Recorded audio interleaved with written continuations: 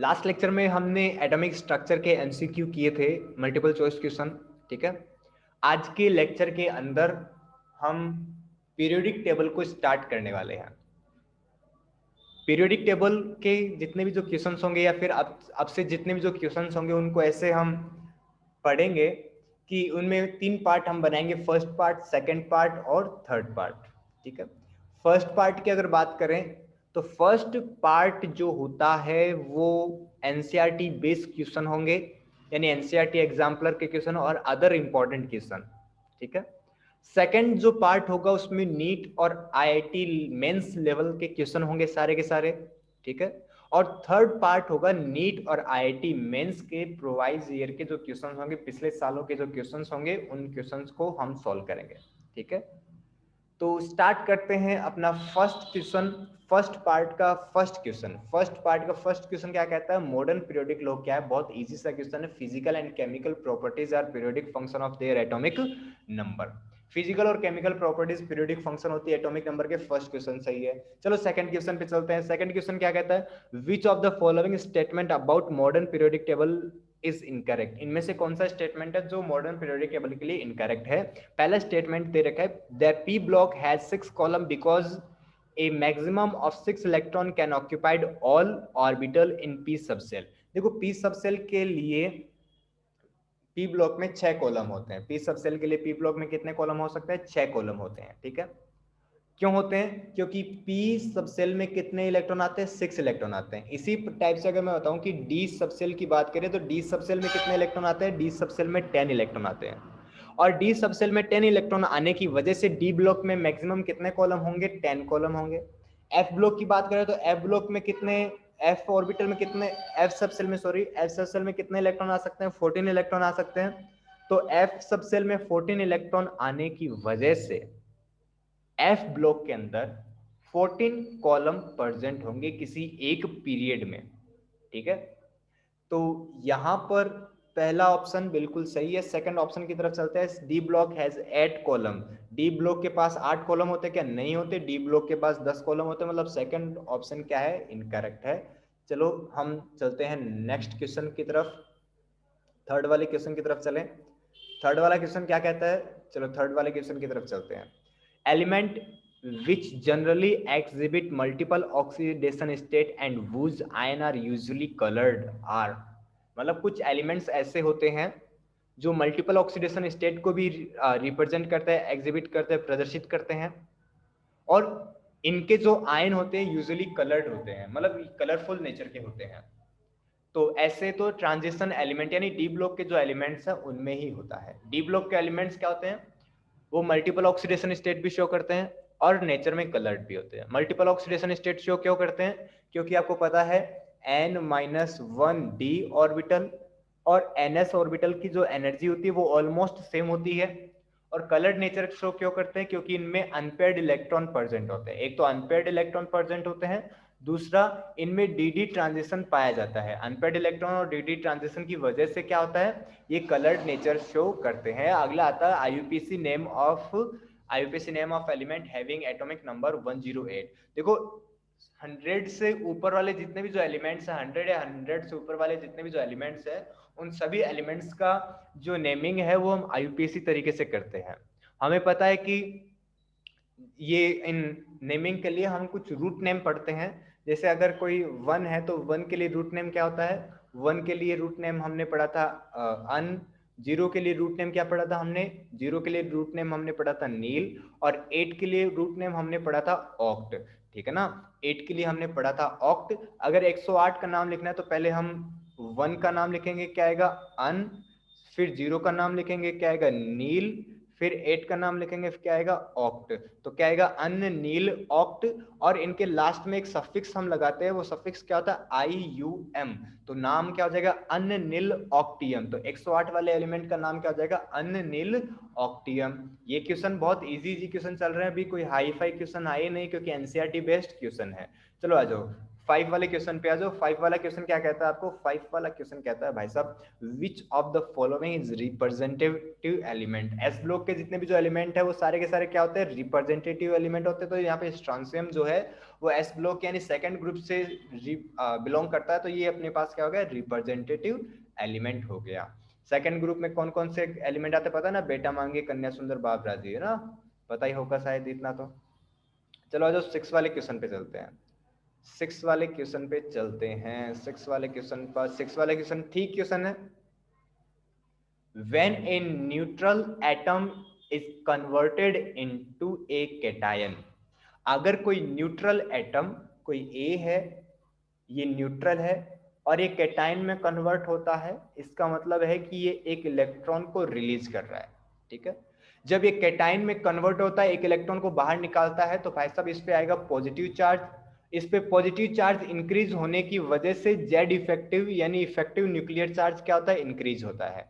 Effective nuclear charge increase होने की वजह से इसकी साइज में क्या आएगी? कमी आएगी। ठीक है, एक्चुअल में यही होता है कि इफेक्टिव न्यूक्लियर चार्ज अगर बढ़ेगा तो साइज में क्या आएगी? कमी आएगी। और इलेक्ट्रॉन बाहर अगर निकला है, इलेक्ट्रॉन बाहर निकला है तो इलेक्ट्रॉन का कुछ ना कुछ तो मास होता है। ठीक है, ये जो मास होता है वो थोड़ा सा क्या होता है? कम होता है। लेकिन मास इतना ज्यादा कम होता है, ऑलमोस्ट नेग्लिजिबल होता है, क्योंकि एक इलेक्ट्रॉन का मास बहुत ज्यादा कम होता है, तो ऑलमोस्ट क्या होता है? नेग्लिजिबल होता है। ऑलमोस्ट क्या होता है? नेग्लिजिबल होता है, इसलिए इसको जनरली कंसिडर नहीं किया जाता। अगर हम इस ऑप्शन की बात करें तो इसमें सेकंड और फोर्थ दोनों ही सही है, लेकिन बिकॉज ऑफ सेकंड जो ऑप्शन है वो थोड़ा, और सेकंड और फोर्थ की अगर बात करें तो फोर्थ ज्यादा सही लगेगा। क्यों लगेगा फोर्थ वाला ज्यादा सही? क्योंकि फोर्थ वाले क्वेश्चन के अंदर जो चेंज होता है वो मेजरेबल होता है, लेकिन सेकंड वाला जो चेंज है वो नॉट मेजरेबल होता है। ठीक है ना, इसको मेजर नहीं किया जा सकता, इसलिए ज्यादा सही हम फोर्थ वाले को मानेंगे। तो आ जाओ 7th वाले क्वेश्चन पर। 7th वाला क्वेश्चन क्या कहता है? On the following which one is the correct, on the following which one is the correct, इनमें से कौन सा करेक्ट है? ठीक है, तो करेक्ट कौन सा? फर्स्ट देखो, ionic radius of a metal is same as its atomic radius. देखो भाई साहब, किसी भी एटम की एटॉमिक रेडियस और आयनिक रेडियस कभी भी सेम नहीं हो सकती, तो ये स्टेटमेंट तो करेक्ट हो ही नहीं सकता, कतई भी स्टेटमेंट करेक्ट नहीं हो सकता। नेक्स्ट स्टेटमेंट क्या अपना? नेक्स्ट स्टेटमेंट अपना, the ionic radius of a metal is greater than its atomic radius। यहां पर लिख रखा है कि आयनिक रेडियस ऑफ मेटल। देखो जनरली जो मेटल होता है, मैं यहाँ पे समझा दूं, मेटल जो होता है उसकी टेंडेंसी होती है इलेक्ट्रॉन को डोनेट करने की, यानी मेटल इलेक्ट्रॉन को डोनेट करेगा तो उस पर चार्ज कैसा आएगा भैया? उस पर चार्ज आएगा पॉजिटिव, और उस पर अगर पॉजिटिव चार्ज आता है तो इसकी जो आयनिक रेडियस, मतलब इसके हम आयनिक रेडियस को हम क्या बोलेंगे? कैटायनिक रेडियस बोल देंगे। समझ में आ गई? मतलब मेटल की आयनिक रेडियस का मतलब होता है इसके कैटायन की रेडियस, जनरली लैंग्वेज में हम यही मानेंगे। तो यहां पर क्या लिख रखा है? इस आयनिक रेडियस को आप क्या बोलोगे? Cationic radius of a metal is greater than it's atomic radius. Cationic radius of a metal is greater than it's atomic radius. समझ में आ रही मेरी बात? क्या यह स्टेटमेंट सही है?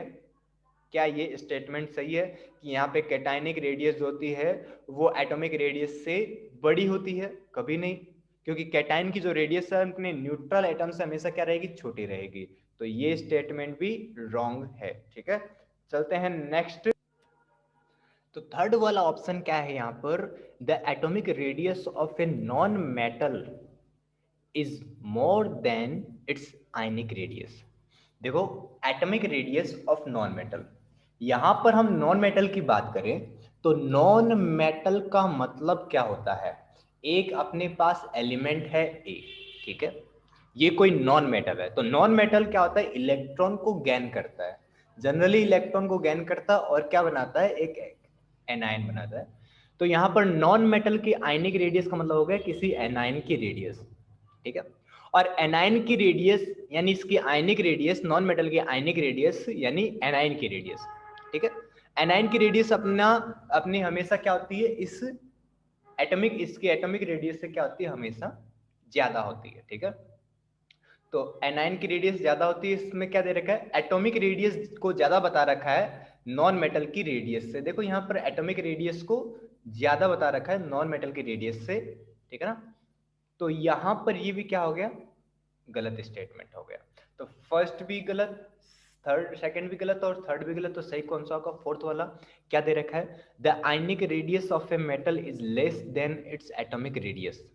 बिल्कुल सही है, मेटल की जो आयनिक रेडियस है वो अपने एटॉमिक रेडियस से बिल्कुल छोटी होती है। नेक्स्ट वाले क्वेश्चन की तरफ चलते हैं।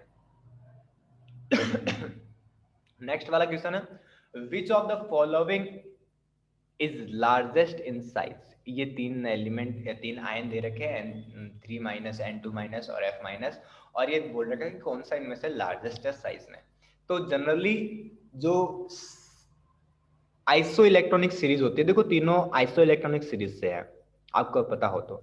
आइसो इलेक्ट्रॉनिक सीरीज से जो भी होती है, उन आइसो इलेक्ट्रॉनिक सीरीज के लिए जो आयनिक रेडियाई होती है, आयनिक रेडियाई या फिर जो साइज होती है, वो इनवर्सली प्रोपोर्शनल होती है जेड के, ठीक है। इस चीज को डायरेक्टली याद रख लेना, जब हम चैप्टर पढ़ेंगे तो मैं आपको समझा भी दूंगा, एक्सप्लेन भी कर दूंगा। अगर आपके कंसेप्ट क्लियर है तो ये छोटी मोटी चीज आपको पता होगी। Ionic radii is inversely proportional Z, ठीक है। तो आयनिक रेडियाई अगर जेड की इनवर्सली प्रोपोर्शनल है तो बस करना क्या है, जिसमें जेड की वैल्यू कम है उसके लिए आयनिक रेडियाई की वैल्यू क्या होगी, सबसे ज्यादा होगी। तो यहाँ पे देखो N-3, O-2 और F-, ठीक है। इनमें से आपको देखना है कि F का जो जेड की वैल्यू यानी एटॉमिक नंबर की वैल्यू F में सबसे ज्यादा है, ठीक है। तो इसकी जो एटॉमिक साइज है वो क्या होगी, सबसे कम होगी। इसके जस्ट बाद ऑक्सीजन की बारी आएगी O-2 की, और सबसे ज्यादा जो साइज होगी वो किसकी होगी, नाइट्रोजन की, क्योंकि N-3 की, क्योंकि N-3 में जो एटॉमिक नंबर है वो सबसे कम है, 7, 8, 9, इस प्रकार से इनके एटॉमिक नंबर होंगे। नाइट्रोजन का 7, ठीक है, इसका 8 और इसका 9। देखो बात ऐसी है कि अगर आपको ये सारी चीजें आती है तो आप 2 की स्पीड में भी इसको देख सकते हो, क्योंकि अगर सारे चीजें आपको थोड़े बहुत मतलब पता हो तो इसको 2 की स्पीड में भी या 1.5 की स्पीड में भी देख सकते हो, क्योंकि ये बेसिक लेवल के क्वेश्चन है, ठीक है। और जहां पर थोड़ा लेवल बढ़ने लग जाए आप वहां पर थोड़े धीरे धीरे चलना स्टार्ट हो जाना, ठीक है। क्वेश्चन नंबर 9 में चलते हैं। 9 वाला क्वेश्चन क्या था, विच of the following is not correct iso electronic ions. Iso electronic ions के लिए कौन सा इनमें से सही नहीं है, कौन सा स्टेटमेंट सही नहीं है। तो अब तुम स्टेटमेंट की देख सकते हो। पहला स्टेटमेंट क्या है, they have same number of electron around their nuclei. बिल्कुल सही बात है, आइसो इलेक्ट्रॉनिक आयन क्या होते हैं, सेम नंबर ऑफ इलेक्ट्रॉन रखते हैं। अब तभी तो इनको हम क्या कहते हैं, आइसो इलेक्ट्रॉनिक आयंस कहते हैं। चलो सेकंड वाले क्वेश्चन पे चलते हैं, सेकंड वाले ऑप्शन पे चलते हैं, स्टेटमेंट पे चलते हैं। Higher the atomic number, higher will be positive charge in a series of isoelectronic ion of same period. किसी आइसो इलेक्ट्रॉनिक आयन की अगर बात करें, किसी एक ही पीरियड के जितने भी जो आइसो इलेक्ट्रॉनिक आयन्स होते हैं उनमें नंबर ऑफ एटॉमिक नंबर अगर इनका इंक्रीज होता जाता है तो इन पे पॉजिटिव चार्ज बढ़ता जाएगा। ये बिल्कुल सही बात है। मैं आपको एग्जांपल बताऊं, जैसे Na प्लस Mg+2 और Al+3, तो लेफ्ट टू राइट जाएंगे, ठीक है। यहाँ पर लेफ्ट टू राइट जाते हैं तो देखो यहाँ पर एटॉमिक नंबर बढ़ रहा है, इसका एटॉमिक नंबर 11, इसका एटॉमिक नंबर 12 और इसका एटॉमिक नंबर 13। जैसे जैसे एटॉमिक नंबर बढ़ता जा रहा है भाई साहब, वैसे वैसे यहाँ पर कुछ ना कुछ गड़बड़ होती जा रही। तुम देख रहे हो 11 वाले पर +1 चार्ज है, 12 वाले पर +2 चार्ज है और 13 वाले पर +3 चार्ज है। जो जैसे जैसे एटॉमिक नंबर बढ़ रहा है वैसे वैसे इनका पॉजिटिव चार्ज क्या होता जा रहा है, बढ़ता जा रहा है। तो ये भाई साहब फर्स्ट वाला ऑप्शन भी सही है, सेकंड वाला ऑप्शन भी सही है, ठीक है। थर्ड वाले ऑप्शन की तरफ चलते हैं। Iso electronic ion have same electric charge, iso electronic ion have same electric charge, बिल्कुल गलत बात है। आइसो इलेक्ट्रॉनिक आयन से इलेक्ट्रिक चार्ज कब से रखने लग गए, अभी हमने देखा था Na+Mg+2 Al+3 अलग अलग इलेक्ट्रिक चार्ज आ रहे थे, एक पे +1 आ रहा था, एक पे +2 आ रहा था, एक पे +3 आ रहा था। सेम इलेक्ट्रिक चार्ज तो हो ही नहीं सकता। तो ये नॉट करेक्ट है, बाकी सारे करेक्ट है, तो अपना ऑप्शन कौन सा होगा, यही वाला अपना ऑप्शन है, मतलब थर्ड वाला अपना ऑप्शन होगा। ठीक है, फोर्थ वाले, अगर थर्ड वाला ऑप्शन हो फोर्थ वाला ऑटोमेटिक तुम देख लेना सही मिलेगा। ठीक है, चलो आ जाओ 10th वाले क्वेश्चन की तरफ चलते हैं। 10th वाले क्वेश्चन की तरफ चलते हैं। 10th वाला क्वेश्चन क्या कहता है आपको? 10th वाला क्वेश्चन कहता है the radii of F, F minus O, O minus two are in the order, मतलब इनका आपको ऑर्डर लिखना है। तो देखो जनरल बात तो ये है कि जो न्यूट्रल एटम होता है उस न्यूट्रल एटम की जो साइज होती है, न्यूट्रल एटम की साइज ऑलवेज किसी एक ही पीरियड की अगर बात करें तो न्यूट्रल एटम की साइज अपने एनाइन से हमेशा क्या होती है, छोटी होती है। तो यहां पर अगर हम बात करें O minus two F minus और O और F, इन दोनों की अगर बात करें, कंपैरिजन करें इन दोनों से, मतलब फ्लोरीन का फ्लोरीन और ऑक्सीजन का इन दोनों से कंपैरिजन करें, तो इन दोनों की जो साइज होगी, मतलब न्यूट्रल एटम की और न्यूट्रल की और इनकी जो साइज होगी, न्यूट्रल की साइज इनके एनाइन की साइज से ऑलवेज क्या रहेगी, छोटी रहेगी।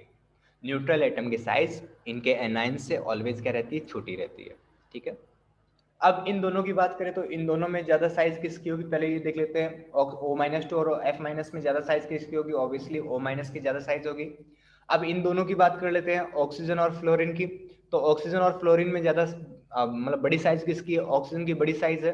ठीक है, हमें पता है लेफ्ट टू राइट जाते हैं किसी पीरियड में लेफ्ट टू राइट जाते हैं तो साइज क्या होती जाती है, डिक्रीज होती जाती है। तो ऑक्सीजन 16 वाले में आता है और ये 17 वाले में आता है। तो 16 और 17 की अगर बात करें तो 16 वाले की साइज क्या होगी, ज्यादा होगी, 17 वाले की साइज क्या होती है, कम होती है। ठीक है, और इसके बाद इन दोनों की साइज ऐसी है तो ऑब्वियसली ऑर्डर क्या रहेगा एटॉमिक साइज का, कुछ ऐसा ही रहेगा। ठीक है, इसमें सही ऑप्शन कौन सा रहा, इसमें थर्ड वाला ऑप्शन मेरे हिसाब से सही आ रहा है। 11th वाले क्वेश्चन की तरफ चलते हैं। विच of the following is correct? तो आयनिक रेडियस जो हमेशा आयनिक रेडियस पे ध्यान रखना, वो हमेशा किसके इनवर्सली प्रोपोर्शनल होती है, जेड के इनवर्सली प्रोपोर्शनल होती है, और जेड इफेक्टिव के भी इनवर्सली प्रोपोर्शनल होती है। आयनिक रेडियस तो हमेशा जेड इफेक्टिव के इनवर्सली प्रोपोर्शनल होती है, क्योंकि जेड इफेक्टिव बढ़ेगा तो आयनिक रेडियस हमेशा क्या होती है, कम। तो आयनिक रेडियस हमेशा जेड इफेक्टिव के इनवर्सली प्रोपोर्शनल होती है, इसका मतलब इसमें थर्ड वाला ऑप्शन क्या रहेगा, सही रहेगा। और चलते हैं आगे की तरफ 12 वाले क्वेश्चन पर। तो यहाँ पे 12th वाला क्वेश्चन हम देखते हैं। विच of the following has the largest in radius? देखो लार्जेस्ट रेडियस की बात करें, फ्लोरीन और ऑक्सीजन की बात करें, फ्लोरीन और ऑक्सीजन, फ्लोरीन और फ्लोराइड और ऑक्साइड आयन, सॉरी फ्लोराइड और ऑक्साइड आयन की बात करें, तो ये फ्लोराइड और ऑक्साइड आयन जो होते हैं वो अपने पास सेकंड पीरियड से आते हैं। ठीक है, और यहाँ पे सेलेनियम और रुबिडियम की बात करें, रुबिडियम आयन और Fe minus two ion, sorry Fe-2 ion, इनकी बात करें तो ये तो आते हैं फोर्थ पीरियड से और ये आता है फिफ्थ पीरियड से। ठीक है, और फोर्थ पीरियड से आता है, इसका जो इलेक्ट्रॉनिक कॉन्फ़िगरेशन है -2 का इलेक्ट्रॉनिक कॉन्फ़िगरेशन है वो होता है 4p6, और Rb प्लस की अगर बात करें तो इसका आउटर मोस्ट सेल का इलेक्ट्रॉनिक कॉन्फ़िगरेशन कितना होता है, 4p6 होता है। यानी ये दो भी क्या होती है, आइसो इलेक्ट्रॉनिक सीरीज है, और ये भी आइसो इलेक्ट्रॉनिक सीरीज से बिलोंग करते हैं। यहाँ पे भी 4p6 इलेक्ट्रॉनिक कॉन्फ़िगरेशन है और इसका भी इलेक्ट्रॉनिक कॉन्फ़िगरेशन कितना है, 4p6 है। ठीक है, अब दोनों का 4p6 इलेक्ट्रॉनिक कॉन्फ़िगरेशन होने की वजह से अगर हम बात करें, कंपैरिजन करें, तो इन दोनों में जो ज्यादा मतलब एटॉमिक साइज वाला एलिमेंट है वो तो ये है। ठीक है, और इन दोनों की अगर बात करें तो एटॉमिक साइज किसकी बड़ी होगी, एटॉमिक साइज इसकी बड़ी होगी। क्यों होगी, क्योंकि अपने पास Fe-2 की बात करें तो इस ये होता है कितने नंबर पे, ये आता है शायद 34 नंबर पे, और ये कितने नंबर पे आता है, 37 नंबर पे। ठीक है, तो 34 और 37 में से ज्यादा एटॉमिक साइज किसकी होनी चाहिए, इसकी एटॉमिक साइज ज्यादा होनी चाहिए, अभी आइसो इलेक्ट्रॉनिक सीरीज से हमने देखा है।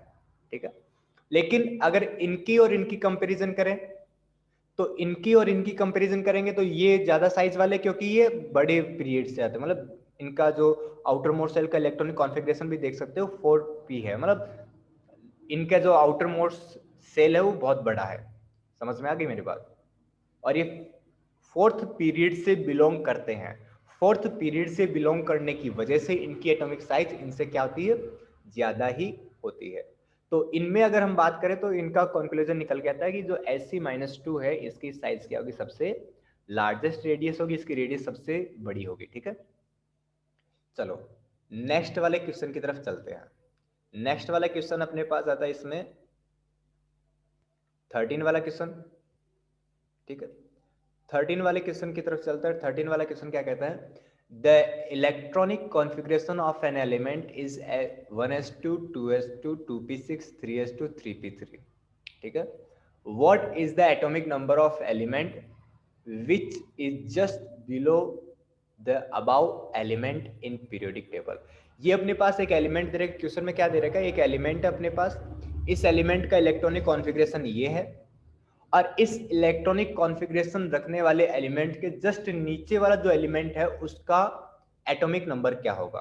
तो पहले तो देखो ये एटॉमिक नंबर कौन से एलिमेंट का, ये एटॉमिक नंबर है फॉस्फोरस का। फॉस्फोरस कौन से पीरियड से बिलोंग करता है, 15 वाले पीरियड से बिलोंग करता है। 15 वाले पीरियड में कौन आता है, नेपाल, पाकिस्तान, ऑस्ट्रेलिया, सब बीके, ये आता है। और यहाँ पर अगर हम बात करें नेपाल, पाकिस्तान, ऑस्ट्रेलिया, पाकिस्तान की अगर बात करें यानी फॉस्फोरस की बात करें तो ये 15 पे आता है। इसके जस्ट नीचे वाला कौन है, आर्सेनिक, आर्सेनिक आता है भाई साहब 33 पे। ठीक है, तो इसका सही ऑप्शन क्या होगा, 33। चलो तो 14 वाले क्वेश्चन पे आ जाते हैं। विच of the following has greatest electron affinity. तो क्लोरीन की जो इलेक्ट्रॉन एफिनिटी होती है वो सबसे ज्यादा होती है। बच्चों वाले क्वेश्चन है, the valence shell electronic configuration of transition element. Transition element का इलेक्ट्रॉनिक कॉन्फ़िगरेशन क्या होता है, ns2 n-1 2 n-1 d1 2 10, ये इसका इलेक्ट्रॉनिक कॉन्फ़िगरेशन होता है। फिर आता है नेक्स्ट विच, ये तो भी बच्चों वाले क्वेश्चन है। ठीक है, ये भी बच्चों वाला सा क्वेश्चन है। अब बच्चों वाला सा क्वेश्चन कैसे है, देखो सामने लिखा हुआ क्या है इसमें, which one of the following is correct order of size of iodine species. Iodine species के लिए कौन सा करेक्ट ऑर्डर है साइज का, तो मेरे यहाँ पे लिख रखा है एक तो I माइनस, एक लिख रखा है I और एक लिख रखा है I प्लस। ठीक है, ये न्यूट्रल है, ये इसका कैटायन है, ये इसका एनायन है। और आपको पता है कैटायन की साइज क्या होती है, अपने न्यूट्रल एटम से छोटी होती है, सॉरी छोटी होती है ना। कैटायन की साइज अपने न्यूट्रल एटम से क्या होती है, ऑलवेज स्मॉल होती है। और एनायन की साइज अपने न्यूट्रल एटम से हमेशा क्या होती है, बड़ी होती है। तो ये इसका ऑर्डर हो जाएगा। इसका ऑर्डर इसमें कौन सा ऑप्शन सही है, इसमें सेकंड वाला ऑप्शन सही है। मेरे हिसाब से चीजें समझ में आ रही होगी। The first ionization potential of beryllium and boron respectively are. Beryllium की अगर बात करें तो बेरिलियम का आउटर मोस्ट सेल का इलेक्ट्रॉनिक कॉन्फ़िगरेशन क्या होता है, 2s2 होता है। बोरॉन की अगर बात करें तो इसका इलेक्ट्रॉनिक कॉन्फ़िगरेशन होता है 2s2 2p1।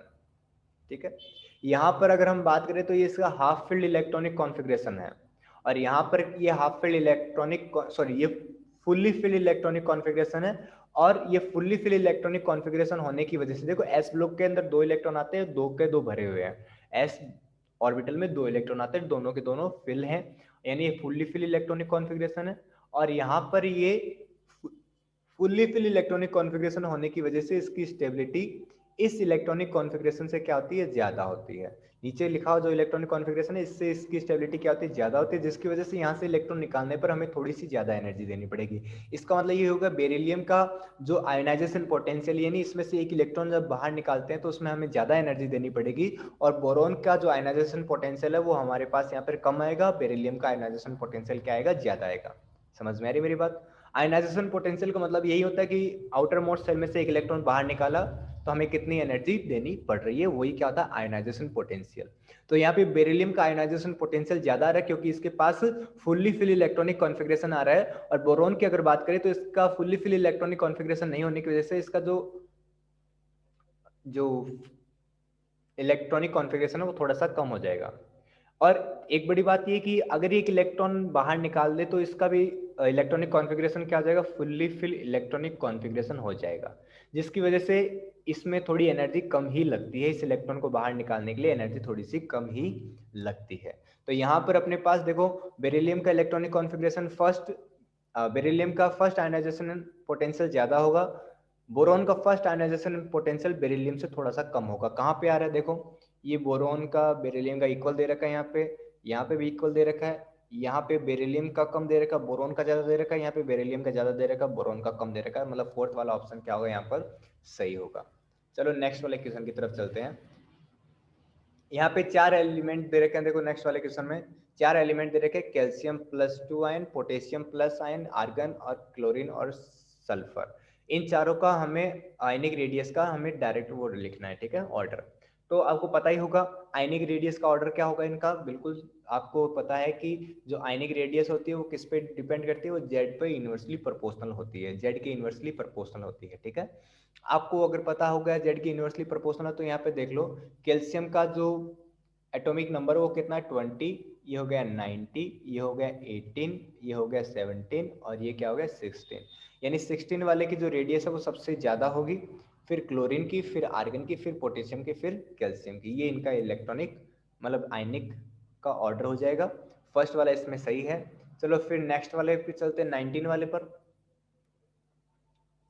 19 वाला क्या है, विच of the following process involve absorption of energy.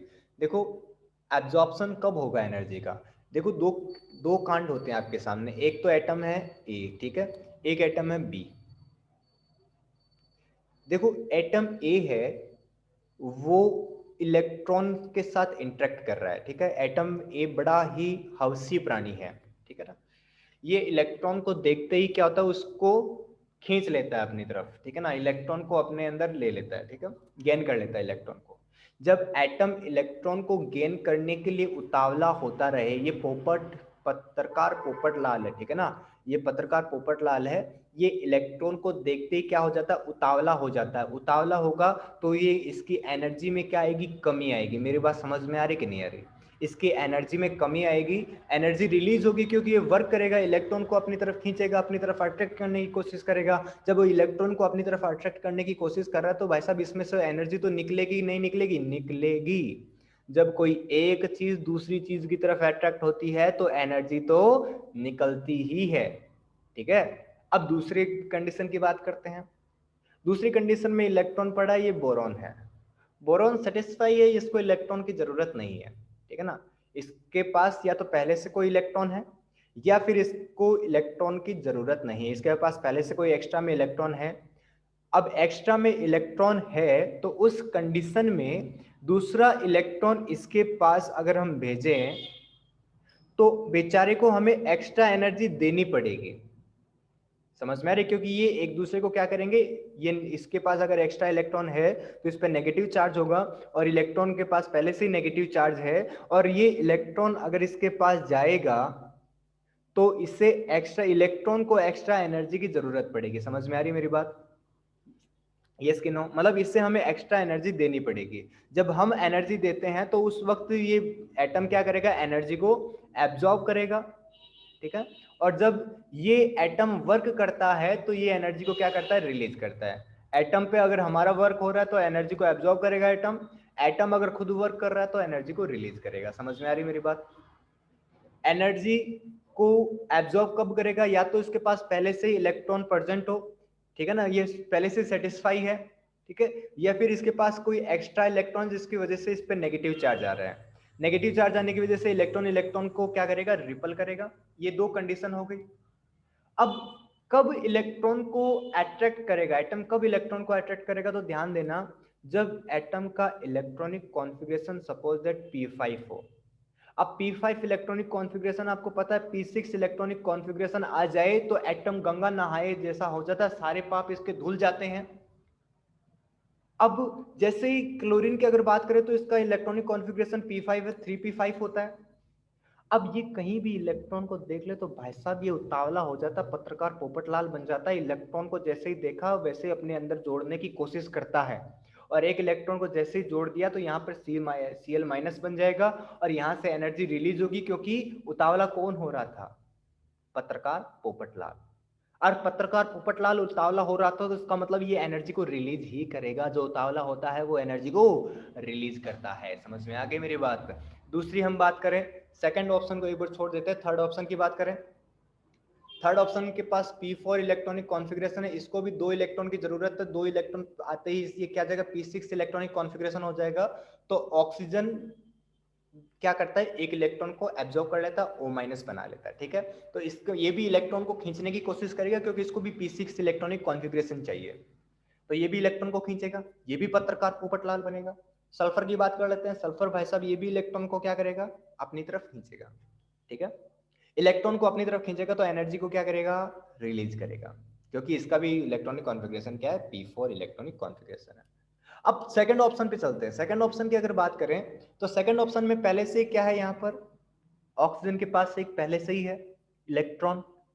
अब एक ऑक्सीजन के पास अगर पहले से ही है तो दूसरी को बुलाओगे तो भाई साहब रिपल्सन तो होगा ही। यहाँ पे नेगेटिव चार्ज अगर पहले से ही आपके पास है तो दूसरा नेगेटिव चार्ज लेके आओगे तो नेगेटिव नेगेटिव एक दूसरे को क्या करेंगे, रिपल करेंगे भाई साहब। अगर नेगेटिव नेगेटिव एक दूसरे को रिपल करते हैं तो मैं बोलूँ कि यहाँ से इसको इलेक्ट्रॉन, अगर यहाँ तक हमें इलेक्ट्रॉन पहुंचाने तो हमें बाहर से एक्स्ट्रा एनर्जी देने की जरूरत पड़ेगी, और जब बाहर से एनर्जी देंगे तो ये क्या करेगा, ऑक्सीजन एनर्जी को एब्जॉर्ब करेगा, और ऑक्सीजन एनर्जी को एब्जॉर्ब करेगा, ऑक्सीजन एनर्जी को एब्जॉर्ब करेगा तो ये प्रोसेस कैसी हो गई, एब्जॉर्प्शन वाली प्रोसेस हो गई। ऑक्सीजन क्या करता है, इनको एब्जॉर्ब करने का काम करता है, ठीक है। चलो 19 तक के क्वेश्चन हो गए, 19 के बाद 20 वाले क्वेश्चन भी हम कर लेते हैं, ठीक है। एका एल्यूमिनियम और एका सिलिकॉन, वो मैंडलिफ वाला है ना, एका एल्यूमिनियम ये तो गैलियम बन गया था, एका सिलिकॉन जर्मेनियम के रूप में हमें डिस्कवर हुआ था, ठीक है ना। इसको ऐसे याद रखना जैसे अलगा, ठीक है ना, सीमा जी, ऐसा ही का सीमा लिख लेना, दूसरा जी हो गए, ठीक है ना। अलगा यानी एल्यूमिनियम था जो जर्मेनियम के रूप में, सॉरी गैलियम के रूप में हमें मिला, और सिलिकॉन क्या था, सिलिकॉन जर्मेनियम के रूप में हमें मिला। एक तुम ऐसे रख लेना BSC, बोरॉन था वो स्कैंडियम के रूप में हमें मिला। तो अलगा और सीमाजी BSC में पास, ऐसे इनको याद रख लेना। तो यहाँ पे गैलियम और जर्मेनियम होगा। Which of the following oxide is expected to react with NaOH। NaOH क्या भाई साहब, एक बेस है क्या, ठीक है ना। बेस के साथ कौन रिएक्ट कर सकता है, एसिड, और एसिड क्या होता है, नॉन मेटल ऑक्साइड होते हैं। तो पहले दो तो यहाँ पर तुम कैंसिल ही कर दो, पहले दो तो होंगे ही नहीं। पहले दो तो ऑक्साइड कौन से ऑक्साइड है, ये मेटेलिक ऑक्साइड होते हैं। मेटेलिक ऑक्साइड हमेशा क्या करते हैं, मेटेलिक ऑक्साइड हमेशा बेसिक नेचर के होते हैं, तो बेस बेस के साथ रिएक्शन नहीं करेगा, ठीक है ना। फिर तीसरे की बात करते हैं, एनो। एनो बहुत ज्यादा न्यूट्रल होता है, न्यूट्रल ऑक्साइड होता है, ये इसके साथ रिएक्शन कर नहीं कर पाएगा। ये Cl2O7, ये एक ऐसा नॉन मेटल ऑक्साइड है जो क्या होता है, एसिडिक होता है, तो ये इसके साथ रिएक्शन कर लेगा। समझ में आ रही मेरी बात, तो इसमें ऑप्शन होगा आपका 3 वाला। चलो आ जाते हैं 22 वाले पर। The element with highest electron affinity belong with. तो एलिमेंट हाईएस्ट एफिनिटी होती है वो क्लोरीन की होती है, और क्लोरीन की अगर बात करें तो ये सेकेंड पीरियड और 17 ग्रुप से बिलोंग करता है। एलिमेंट सेकेंड पीरियड और 17 ग्रुप से बिलोंग करता है, इसका ऑप्शन हो जाएगा फर्स्ट। बिल्कुल इजी इजी क्वेश्चन है, एनसीईआरटी बेस्ड क्वेश्चन है, कोई हाई फाई क्वेश्चन है नहीं इसके अंदर, कोई दिक्कत वाली बात इसमें होनी नहीं चाहिए मेरे हिसाब से। 22 तक क्वेश्चन हमने कर लिए, 23, 24, 25 के क्वेश्चन, 3 क्वेश्चन बच गए जो हम नेक्स्ट वाले पीरियड से स्टार्ट करेंगे। आप इन 3 क्वेश्चन को करने की कोशिश करना, ठीक है ना। ये 3 क्वेश्चन के तुम स्क्रीनशॉट ले लो, जिसको हम नेक्स्ट वाले पीरियड में, नेक्स्ट वाले चैप्टर में या नेक्स्ट वाले वीडियो में कंप्लीट करेंगे, ठीक है। अगर आपको ये मॉड्यूल की जरूरत है तो आप कमेंट बॉक्स में जाओ, यस लिखो, और मैं नेक्स्ट वीडियो में आपको इसको सेंड कर दूं, ठीक है। कोई दिक्कत वाली बात होगी नहीं मेरे हिसाब से। किसी भी क्वेश्चन में अगर किसी भी प्रकार की दिक्कत है तो वो कमेंट बॉक्स में जाकर बताइए कि भाई साहब मेरे को इस प्रकार की कोई दिक्कत है, ठीक है ना। और अगर आपको किसी भी क्वेश्चन के अंदर, कोई भी चैप्टर के अंदर, कोई भी टॉपिक के अंदर अगर कोई दिक्कत है तो वो टॉपिक वाले भी बता दीजिए मुझे। अब आपको ऐसा लगता है कि ये चैप्टर आपको आता है, आप कोई दूसरा चैप्टर पढ़ना चाहते हैं, तो कमेंट बॉक्स में जाकर उसके बारे में भी आप मुझे बता सकते हैं। तो आपके सारे सुख दुख दुविधा जितने भी कष्ट हैं वो कमेंट बॉक्स में लिखिए, हम उसका निवारण करने की कोशिश करेंगे। चलो मिलते हैं नेक्स्ट वाले एपिसोड में। तब तक के लिए जय हिंद, जय भारत।